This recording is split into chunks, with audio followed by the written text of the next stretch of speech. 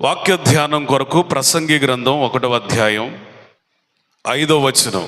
సూర్యుడు ఉదయించును, సూర్యుడు ఉదయించును, సూర్యుడు అస్తమించును, సూర్యుడు అస్తమించును. తాను ఉదయించు స్థలము మరలా చేరుటకు త్వరపడును. చాలండి. దేవుడి మాట ద్వారా మనతో మాట్లాడును గాక. ఈ మాటల ద్వారా నన్ను ఆదరించండి అయ్యా, బలపరచండి అయ్యా, హెచ్చరించండి తండ్రి. ఆత్మీయతలో పురికొల్పమని ప్రార్థన చేద్దాం. పరిశుద్ధుడా యేసయ్య, నిలబడిన వాడు అల్పుడు, పనికి మాలినవాడు. ఇది నీ వాక్యము నాయన. ప్రకటించుచుండగా నీ వాక్శక్తితో, పరిశుద్ధాత్మ అభిషేకముతో నన్ను నింపండి నాయన. వినుచున్న వారికి మేలు కలుగునట్లు ప్రయోజనకరమైన ఉపదేశం ఈ దీనదాసులో నుంచి మీరు రప్పించండి. వాక్ ప్రత్యక్షతలు దయచేయండి. నూతనమైన కృపతో నింపండి.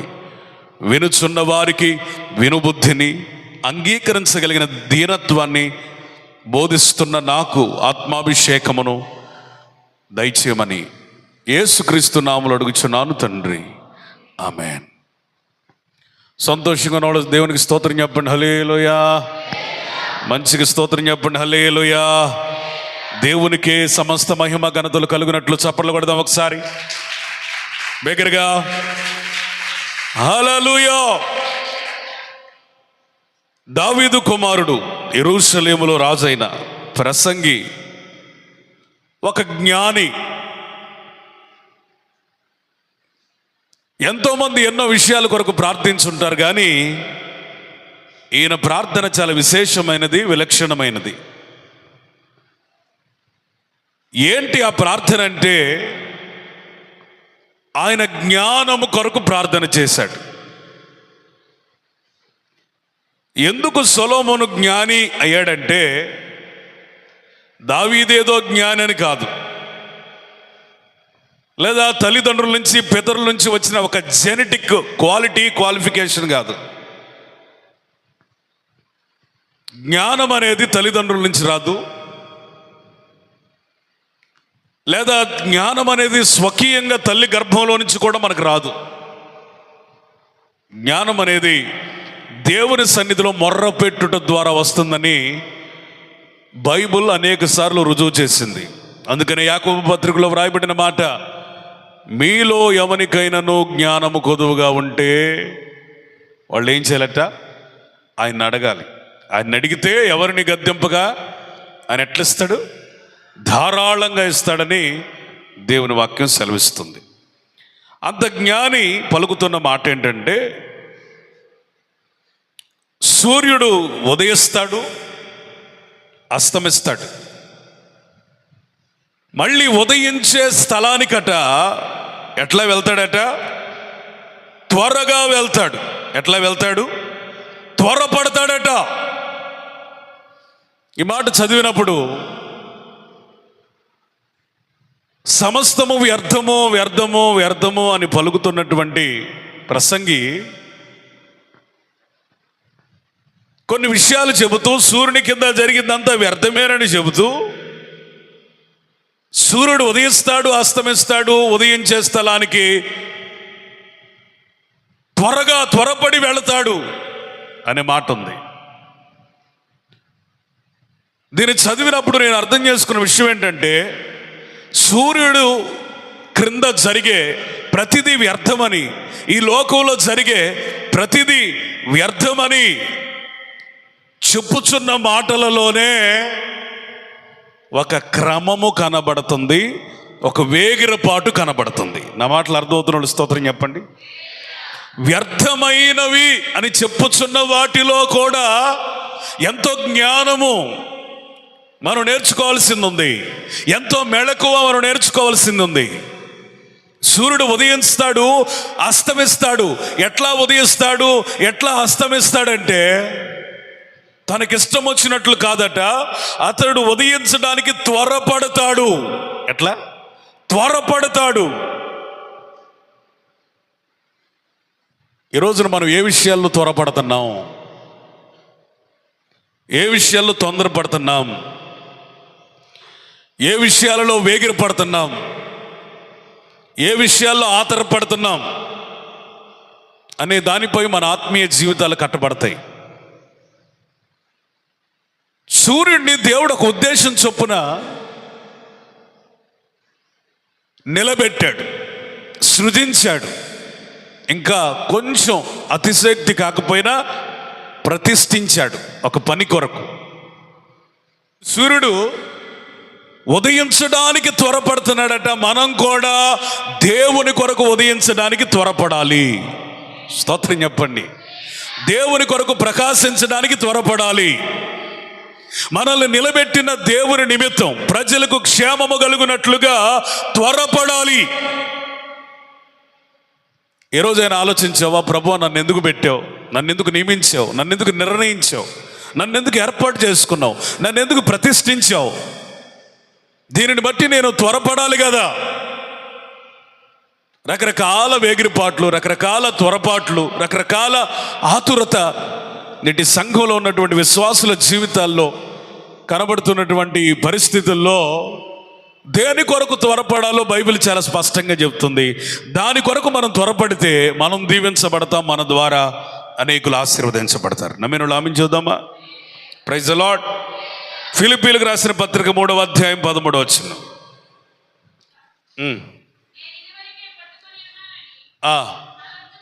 నేను ఇదివరకే పట్టుకున్నానని తలంచును, అయితే వెనుకున్నవి మరచి ముందున్న వాటికై. స్తోత్రం చెబుదాం గట్టిగా. అపోస్తలుడైన పౌలు దేని కొరకు వేగిర పడుతున్నాడట? త్వరపడటం అన్నా, ఆతురపడటం అన్నా, వేగిర పడటం అన్న ఒకటే అర్థం. అపోస్తలుడైన పౌలట దేని కొరకు వేగిర పడుతున్నాడంటే, దేని కొరకు త్వరపడుతున్నాడంటే వెనుకున్నవి మరిచి ముందుకు సాగిపోవడానికి. స్తోత్రం చెబుదాం. Praise the Lord. ఈరోజున చాలా మంది ముందుకు సాగిపోవటం లేదు, వెనక్కి జారిపోతున్నారు. ముందుకెళదామన్న ఆలోచన అసలు లేదు. మన ఆత్మీయ జీవితాల్లో ముందుకు వెళదాం, త్వరగా వెళదాం. చాలా మంది ఫీలింగ్ ఏంటంటే ఇంకా సమయం ఉంది, ఇంకా సమయం ఉంది, మనం త్వరపడవలసిన అవసరం లేదు. చాలా కూల్గా ఉంటున్నారు చాలా మంది, త్వరపాటు లేదు. అపోస్తలుడైన పౌలు అంటున్నాడు, నేనేమి ఇదివరకు పరిపూర్ణుడయ్యానని నేను అనుకోవట్లేదు, వెనుకున్నవన్నిటినీ మరువడానికి నిర్ణయం తీసుకున్నాను, ముందుకే సాగిపోవడానికి నేను త్వరపడుతున్నాను. అపోస్తలుడైన పౌలు ఆ ఫిలిప్పీలకు రాసిన పత్రికలు ఇప్పుడు చదవబడినటువంటి వాక్యానికి ముందు వచనాలు మీరు చదివితే, అతడు పరిసయ్యుడని గర్వించాడు, ధర్మశాస్త్రాన్ని బట్టి నీతిమంతుడయ్యాడని భావించాడు, భక్తి విషయంలో అన్నింద్యుడని అభిప్రాయపడ్డాడు, అతనిలో ఏ లోపం లేదని ఒక మతాసక్తి కలిగిన వ్యక్తి. అతనికి అర్థమైన విషయం ఏంటంటే, అతని మతాశక్తి పరలోక రాజ్యాన్ని చేర్చలేదు, అతని ధర్మశాస్త్రం అతని నీతిమంతునిగా మార్చలేదు, అతని పరిసయ్యన విధానం లేదా సున్నతి ఇవేవి కూడా నిజమైన దైవికమైన కోణాలు కావు. ఇవన్నీ వ్యర్థం, ఇదంతా పెంట, ఇదంతా నష్టం అని ఎంచుకుని ముందున్న వాటి కొరకు సాగిపోవడానికి నిర్ణయం తీసుకున్నాడు. స్తోత్రం. Praise the Lord. నా ప్రియమైన సహోదరి సహోదరులారా, మనకు ఉండవలసిన ఆసక్తి మతాసక్తి కాదు, క్రీస్తును గూర్చిన అతి శ్రేష్టమైన జ్ఞానము నిమిత్తమైన ఆసక్తి ఉండాలి. ఏ ఆసక్తి ఉండకూడదు? మతాసక్తి. చాలా మంది క్రైస్తవులని పేరు పెట్టుకున్నారు, కానీ ఇంకా వారు మతమునకే సంబంధించిన వ్యక్తులాగా ప్రవర్తించడం చాలా శోచనీయం, విచారకరం. అందుకనే యేసయ్య కొండ మీద ప్రసంగులు చెప్తూ అంటున్నారు, మీ నీతి శాస్త్రుల నీతి కంటేను పరిసయ్యుల నీతి కంటేను మెంచని ఎడల పరలోక రాజ్యంలో మీకు స్థానము లేదు.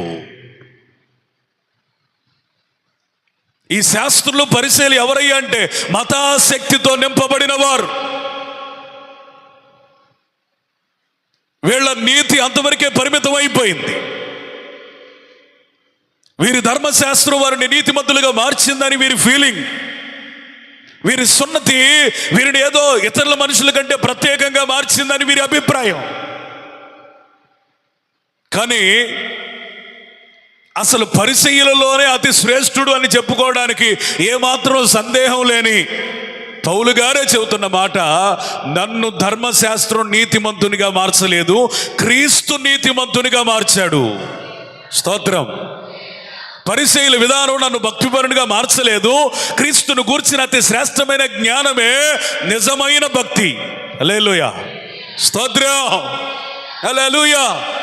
ఆయనలో కొదువై ఉన్న శ్రమలు కావాలి, మృతులలో నుండి పునరుద్ధాన్ని కావాలి. మన ఎదుట ఎన్ని ఛాలెంజెస్, ఇన్ని సవాళ్ళు ఉండగా ఇంకా వెనక్కి వెళ్ళిపోవటం, వెనక్కి జారిపోవటం, త్వరగా వెనక్కి ఎరిగిపోవటం సహజమే. ఇన్ని సంవత్సరాలు భక్తి చేసి అది సహజంగా నీకు ఎలా మారింది? రూత్ ఒకటే మాట అంటుంది, ఓర్ఫా అయితే వెనక్కి జారిపోతుంది, కానీ నేను ముందుకు వెళ్ళడానికి తీర్మానం తీసుకున్నాను. అది శ్రమ అయినా, ఇబ్బంది అయినా, ఎట్లాంటి పరిస్థితి అయినా నీ దేవుడే నా దేవుడు. స్తోత్రం. నీ జనమే నా జనం. హల్లెలూయా. నువ్వెక్కడికి వెళతావో నేను అక్కడికే వెళతాను. చివరికి నువ్వెక్కడ మరణిస్తావో నేను కూడా అక్కడే మరణిస్తాను. మరణము తప్ప నన్ను ఏది ఎడబాపినా దేవుడు నాకు గొప్ప కీడు కలుగజేయునుగాక అంది. అంటే అర్థం ఏంటి? ఎంత దేవుని మార్గాల్లో నడవాలని, ముందుకు కొనసాగాలని ఎంత గట్టి పట్టుబట్టింది, ఎంత నడుము కట్టుకుంది. తన అత్త అయినటువంటి నయోమితో సాగుటకు రూతుకి మనస్సు కుదిరిందని బైబిల్ చెబుతుంది. స్తోత్రం. Praise the Lord. ఈ పగటి వేళ మీకు చెప్పే మాట ఏంటో తెలుసా? ముందుకు వెళ్ళడానికి మీకు మనస్సు కుదరాలి. ముందుకు సాగిపోవడానికి మీ మనస్సు అనే నడుము కట్టబడాలి. నేను ఇంకా వెనక్కి వెళ్ళిపోతా, నేను ఇంకా జారిపోతా, నేను ఇంకా పనికి మాలిన పనుల్లోకి వెళ్ళిపోతా, ఆ పాపపు గుంటలోనికి వెళ్తా అనుకుంటే కుదరదు. ముందుకు వెళ్ళిపోవాలి. ఈరోజు చాలా మంది వెనక్కి జారిపోతున్నారు. యెరూషలేములో నుంచి యెరికోకి జారిపోయినట్టుగా ఆ అవిశ్వాసి అయిపోయిన ఆ విశ్వాసి వలె జారిపోతున్నారు.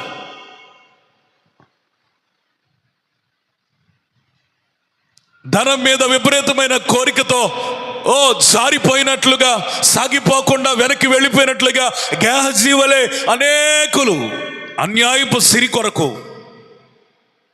దిగజారిపోతున్నారు. వీటన్నిటి నుంచి మనం బయటపడి ముందుకే వెళ్ళడానికి నడుము కట్టుకుందాము గాక. స్తోత్రం. Praise the Lord. ఇప్పుడు మనకి ఏ నీతి కావాలట? ధర్మశాస్త్రము వలనైన నీతి కాదు, క్రీస్తుయే నీతి అని భావించాలి. ఆమేన్. Praise the lord. హల్లెలూయా. క్రీస్తే నీతి.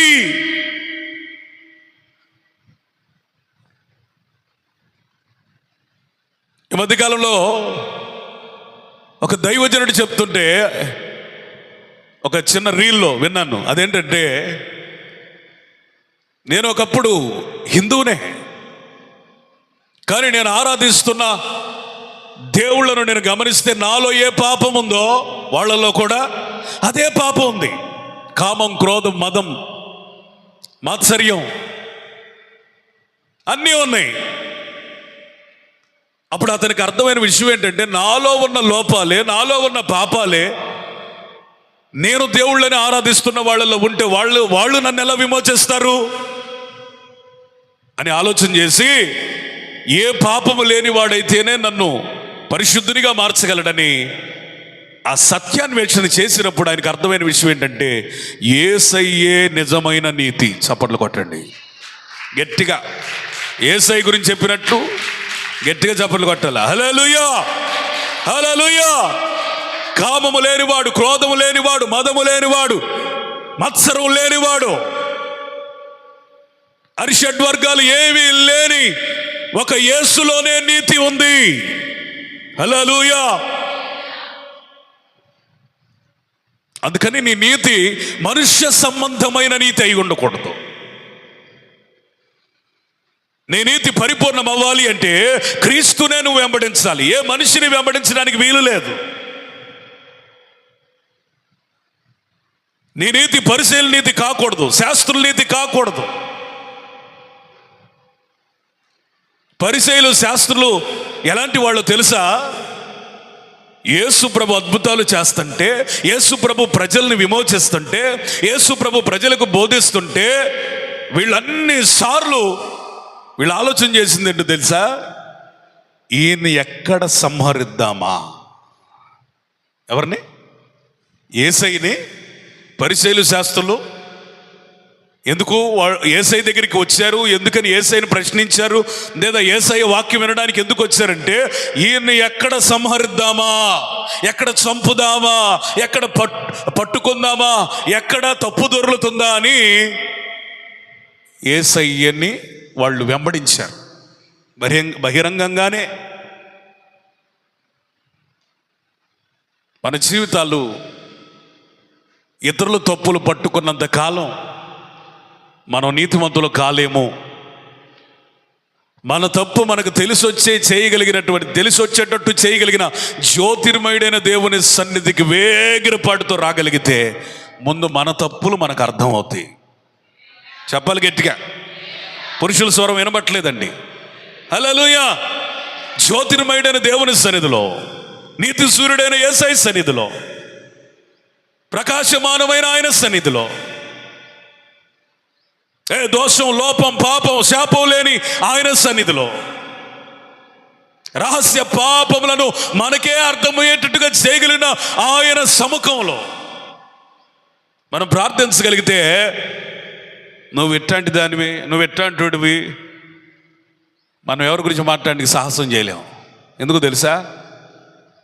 పెద్దోళ్ళు ఒక సామెత చెప్పారు. ఎట్టంటే మన వైపు ఎన్ని నీళ్ళు చూపిస్తున్నాయి? 4 అంటారులే కానీ ఒకటి కిందకు చూస్తుంది 3. సరే 3 అనుకుందాం. 1 ఏళ్ళు ఎక్కువ, 3 ఏళ్ళు ఎక్కువ అంటే తప్పు ఎక్కువగా ఎవరి మీద చూపిస్తుంది అంటే సామెత. కానీ దానిలో చాలా లోతైన అర్థం ఉంది. పౌలు కూడా అట్లాంటోడే. పౌలు సౌలుగా ఉన్నప్పుడు అట్లాంటోడే. ఎప్పుడు ఇతరులలో లోపాలు, తన భక్తిని బట్టి ఇతరులలో లోపాలు ఎత్తి చూపించడానికి శతవిధాల ప్రయత్నించాడు. క్రైస్తువులు అనబడిన వారిని చంపడమే ప్రాణాధారంగా ఎంచుకున్నాడు. అదే పరిచర్యగా భావించాడు. అట్లాంటి వాడు యేసయ్య చేత దర్శించబడిన తర్వాత చి ఇవన్నీ నష్టమో, ఇవన్నీ పెంట, ఇవన్నీ వ్యర్థమో, ఇవి నాకు అనవసరమో, ముందున్న వాటి కొరకే నేను వెళ్ళాలి. అది కూడా మామూలుగా కాదట, త్వరగా వెళ్ళాలి. హల్లెలూయా. ఆయన ఒక స్టేట్మెంట్ ఇస్తున్నాడు. గతంలో ఉన్న ఏవి నన్ను పరిపూర్ణుడిగా చేయలేదు, అందుకని ఇప్పుడు నేను త్వరగా పరిగెత్తాలి. నేను పరిపూర్ణునయ్యాను అన్నవాళ్ళు గట్టిగా స్తోత్రం చెప్పండి. అంటే తెలియక ఎత్తారులే కానీ మనం పరిపూర్ణం అయ్యామా? అంటే ఇప్పుడు మనం స్లోగా నడుద్దామా? వాకింగా, బ్రిస్క్ వాకింగా, జాగింగా? కాదట, రన్నింగే. స్తోత్రం, ప్రైజ్ ది లార్డ్. ఎందుకో తెలుసా? టైం లేదు. హెబ్రీ పత్రికలో రాయబడిన మాట, ఈ విశ్వాస పోరులో విశ్వాసమును ఒక కర్త దాన్ని కొనసాగించువాడైన యేసు వైపు చూచుచు ఏ పందెములో? పరుగు పందెములో. స్తోత్రం. నడక పందెం కాదట. ఏ పందెం? మరి నీకు పరిగెత్తేవాడికి నిలబడి మాట్లాడే అంత టైం ఏడుంటది? పరిగెత్తేవాడికి ముచ్చట్లు పెట్టడానికి టైం ఎక్కడ ఉంటుందండి? ఆత్మీయ జీవితంలో పరిగెత్తేవాడికి చెడ్డ ప్రచారాలు చేయడానికి సమయం ఎక్కడ ఉంటుందండి? ఆత్మీయ జీవితంలో దేవుని కొరకే పరిగెత్తుతున్న వాడికి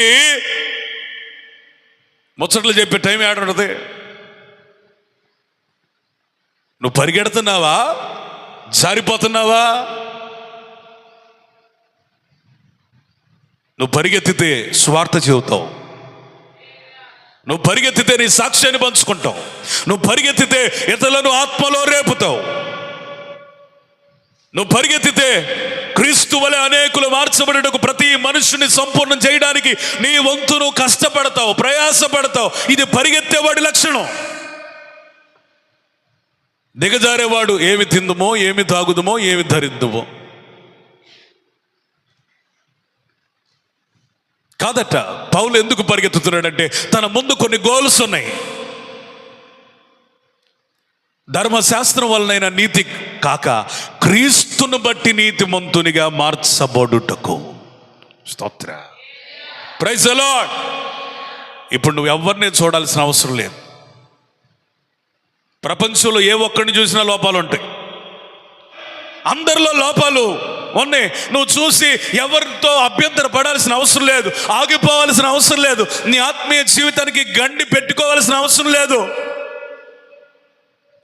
నిన్ను దిట్టపరచగలిగిన, నిన్ను కట్టగలిగిన యేసు వైపు చూచుచు పరిగెత్తు ఈ సంవత్సరం. హల్లెలూయా. అప్పుడే అయిపోయినాయి 2 నెలల్లో. స్తోత్రం, హల్లెలూయా. ఇది పరిగెత్తాల్సిన టైం. ఇంకా నిలబడి ముచ్చట్లు చెప్పే టైం కాదు, సమయాన్ని వ్యర్థపుచ్చే సమయం కాదు ఇది. ఈ కాలం అది కాదు, దేవుని కొరకు పరిగెత్తవలసిన కాలం. అంత గొప్ప భక్తుడే అనుకుందాం పరిశీలన విధానాన్ని బట్టి.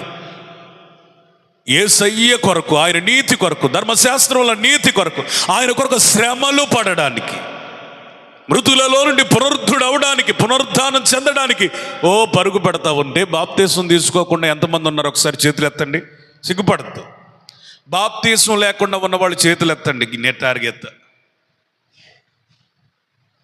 దాదాపుగా 10, ప్లీజ్, థ్యాంక్ యూ. 10 చేతులు కనపడుతున్నాయి. మరి ఎత్తన వాళ్ళు కూడా ఉండుంటారు, ఒక 1/2 డజన్ మంది. టైం ఉందని అనుకుంటున్నారా? ఆయన నువ్వు అనుకున్న టైంలో రాడు. ఆయనకు ఒక పర్టికులర్ టైం ఉంది. ఆ దినమైనను ఆ గడి అయినను మనుష్య కుమారుడు కూడా తెలియదట. కానీ ఒకటి చెప్పాడు, నేను వచ్చే ముందు జనముల మీదకి జనం, రాజ్యం మీదకి రాజ్యం, యుద్ధ సమాచారాలు, కరవులు, భూకంపాలు, ఆకాశంలో భయోత్పాతములు, ఇవన్నీ కలుగుతాయి. This is the time for preparation. సిద్ధపడడానికి టైం ఇది, సమయం ఇది. హల్లెలూయా చెప్పాలి మంచిగా. హల్లెలూయా, హల్లెలూయా. బాప్తీసం తీసుకోలేదని చెప్పలేక ఎత్తలేక చేయెత్తిన వారులారా, ప్రేమతో మీకు చెప్పే మాట, దేవుడు ఎప్పుడు వస్తాడో మీకు తెలీదు. ఒకవేళ మీరెప్పుడు పోతారో కూడా తెలీదు. ఈ మాట అంటున్నందుకు మీరేమనుకోవద్దు. చెప్పే నేనైనా వినే మీరైనా ఎప్పుడు పోతాం మనకు తెలియదు. ఆయన నిన్నెప్పుడు పిలుస్తాడో తెలీదు. ఆయన ఎప్పుడు వస్తాడో నీకు తెలీదు.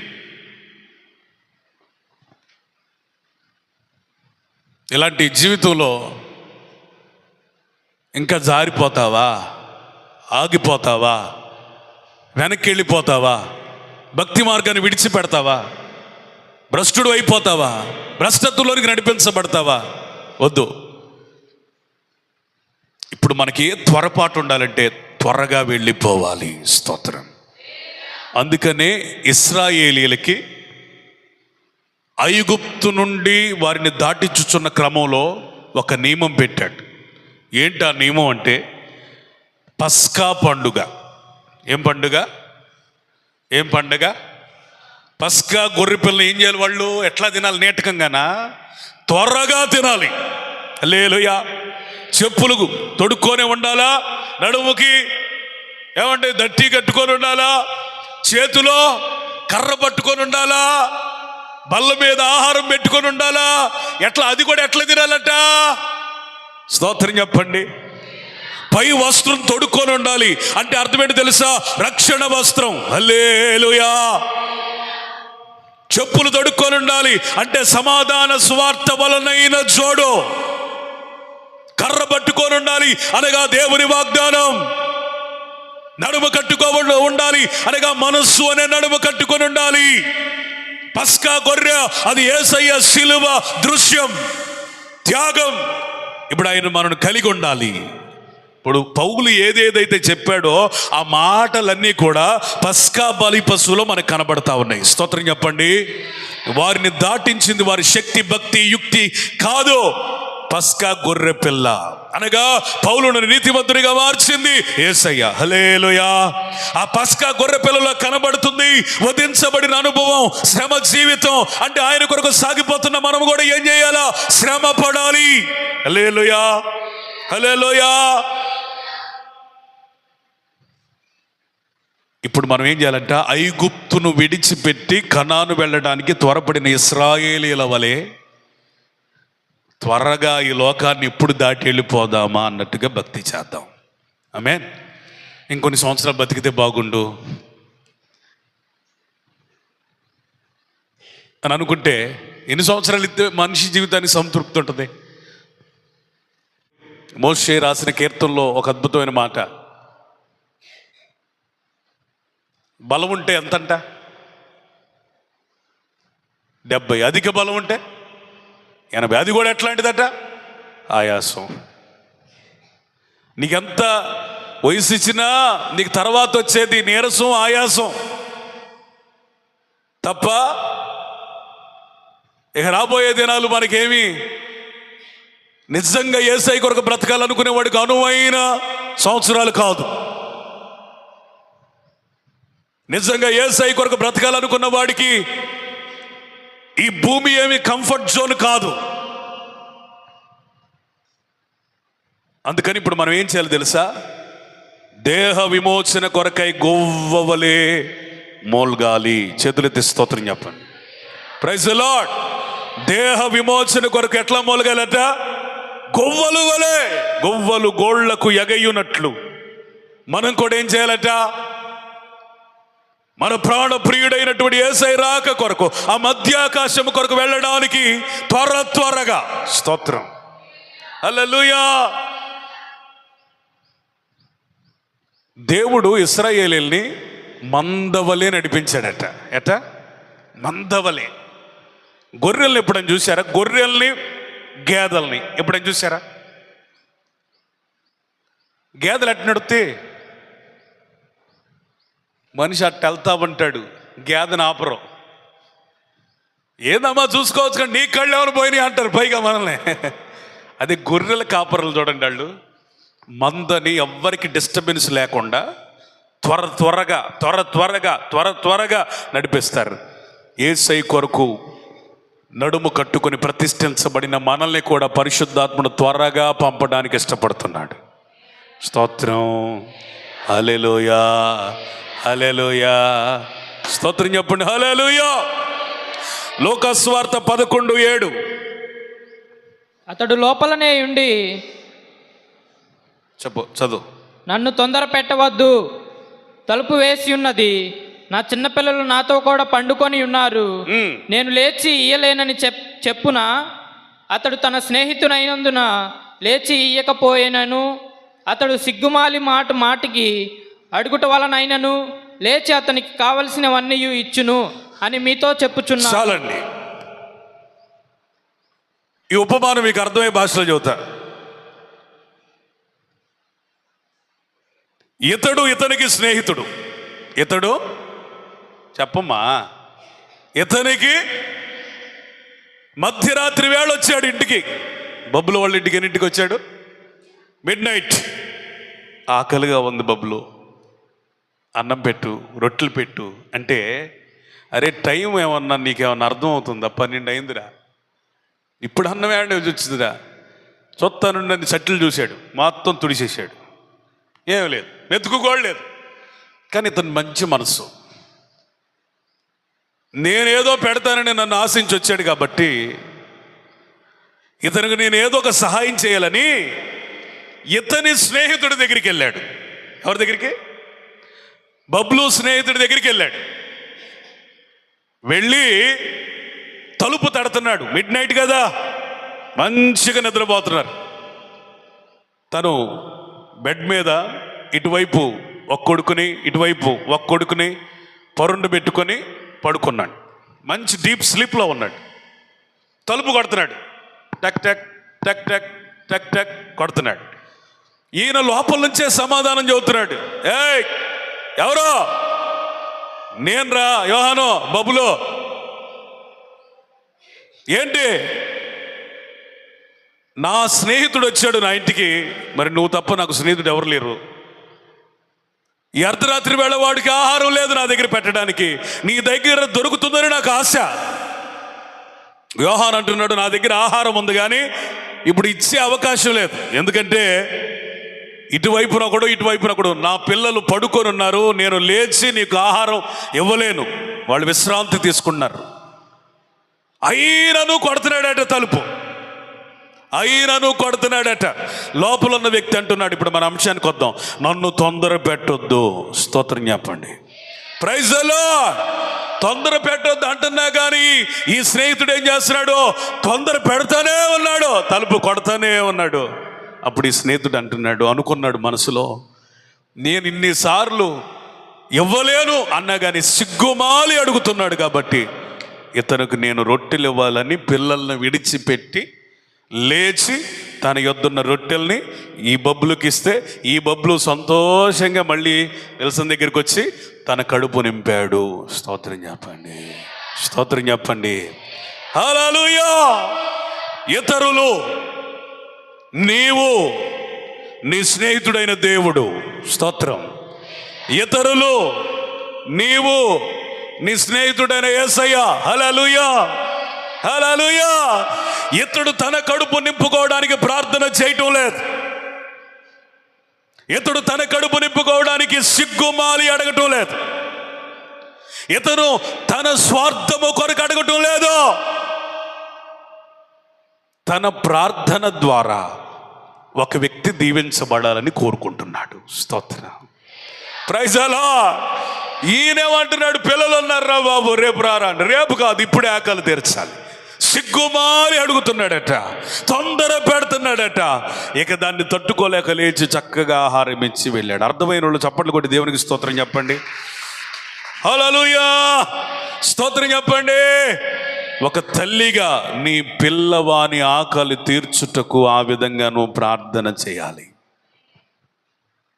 ఒక తండ్రిగా నీ పిల్లల భవిష్యత్తు కట్టబడుటకు ఆ విధంగా ప్రార్థించాలి.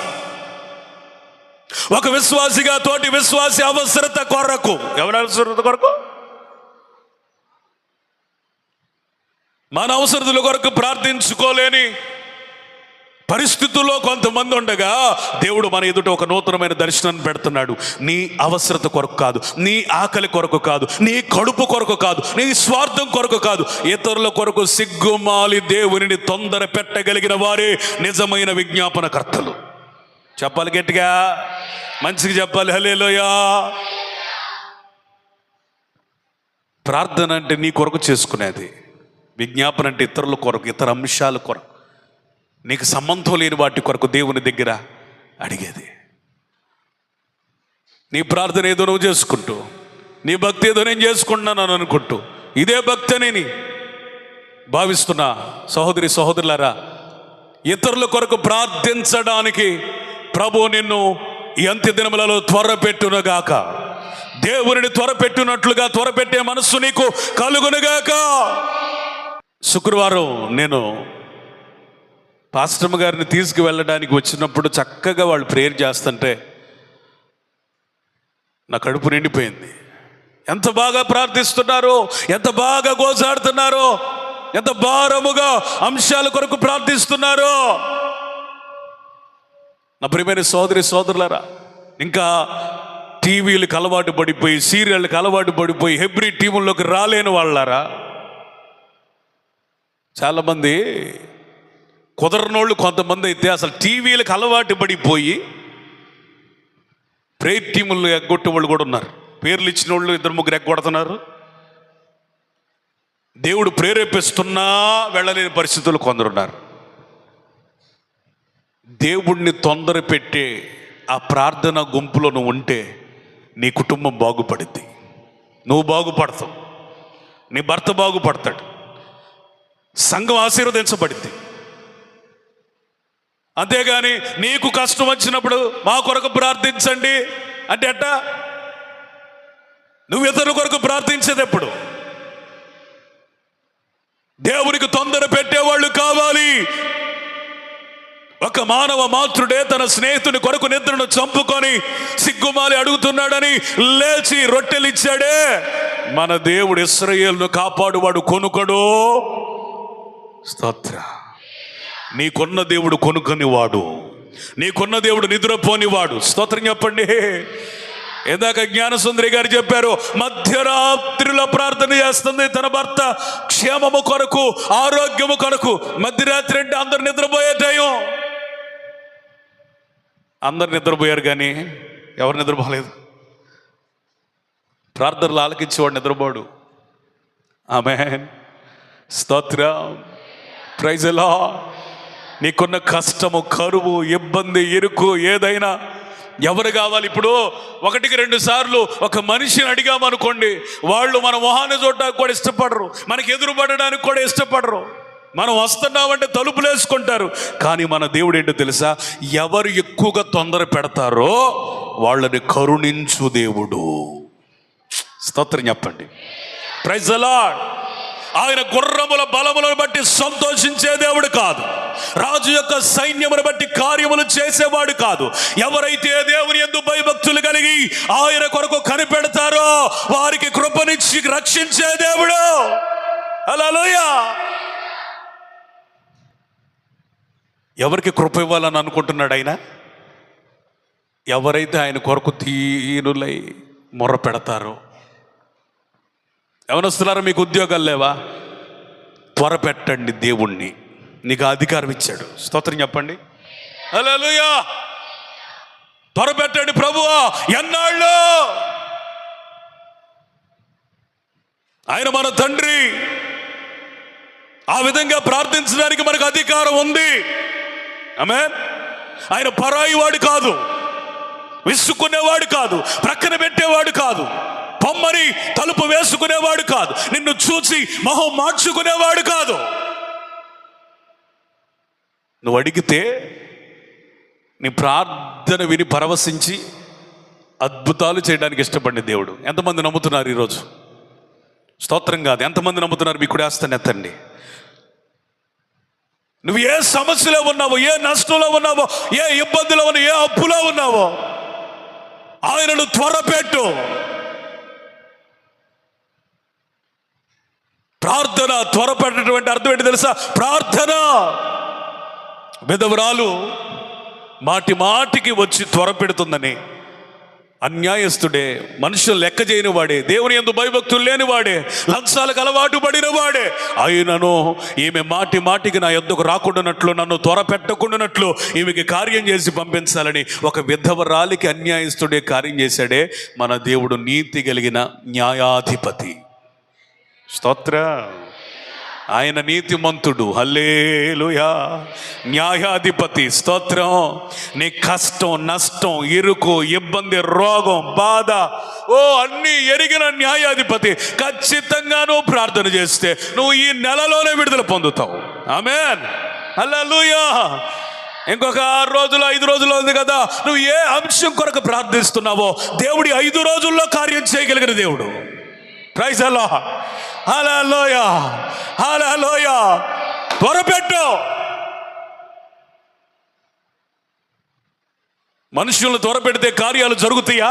కాదు. దేవుడిని త్వరపెడితే కార్యం జరిగింది. యేసయ్య మరికొద్ది గడియల్లో సిలువ వేయబడటానికి అన్నీ కూడా పరిస్థితులు జరుగుతూ ఉంటే లోకాసువార్త 22:44 ఆయన వేదన పడి మరింత ఆతురముగా ప్రార్థన చేయగా, అబ్బా, ఆయన చెమట. ఆతురముగా అనే పదాన్ని లైన్ చేసుకుని, అండర్లైన్ చేసుకోండి, లేకపోతే రౌండ్ అప్ చేసుకోండి. ఏవండి, సిలువ శ్రమ ఎదురు పడతా ఉంటే మన యేసయ్య ఎట్లా ప్రార్థన చేస్తున్నాడట? మరింత ఆత్రంగా ప్రార్థన చేస్తున్నాడట. స్తోత్రం చెప్పండి. ప్రైజ్ ఎలా. ఆ సిలువ తప్పించుకోవడానికి కాదు యాత్రం, ఆ సిలువను జయించడానికి ఆతురత. హల్లెలూయా.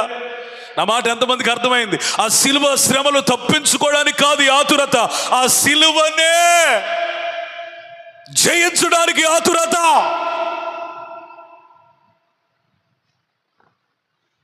అనేక సంఘాల మీద సిలువ ఉంటుంది, తప్పు కాదు. సిలువ ఒకప్పుడు ఏంటి? అది శాపానికి గుర్తు, శ్రమకి గుర్తు.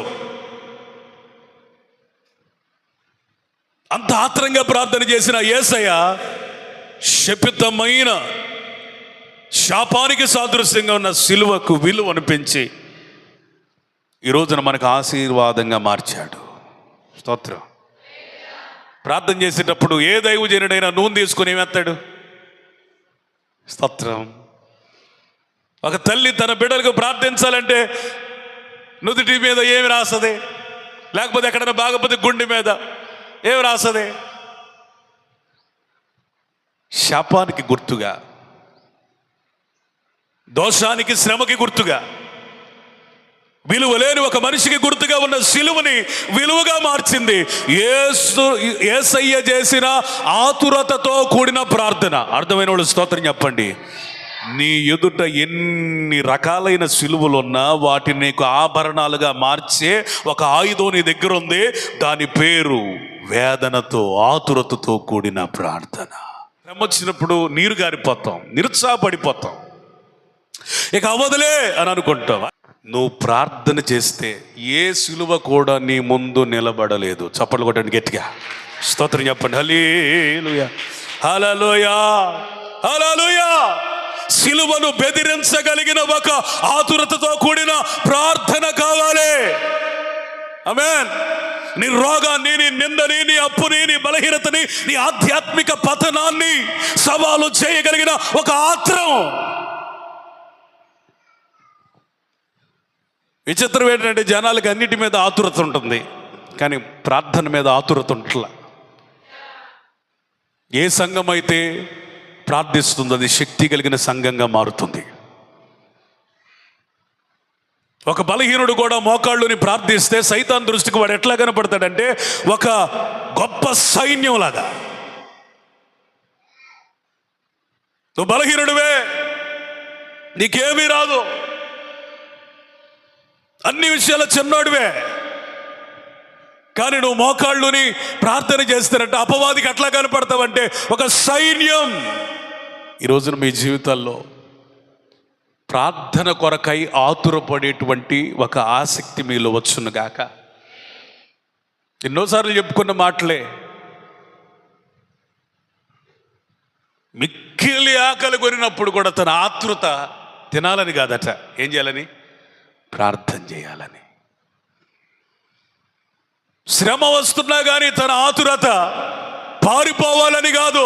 పేతురు, యోహానుల ఆతురత ప్రార్థించాలని. చెరలో వేయబడిన వారి ఆతురత ఏ విధంగా తప్పించుకోవాలని కాదట, పాడాలి, ప్రార్థించాలి.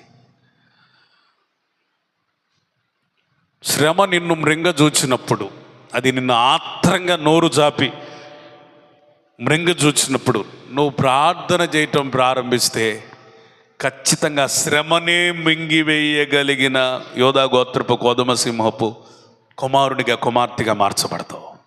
స్తోత్రం చెప్పండి. శ్రమను మింగివేయగలిగిన వాడివి నువ్వు.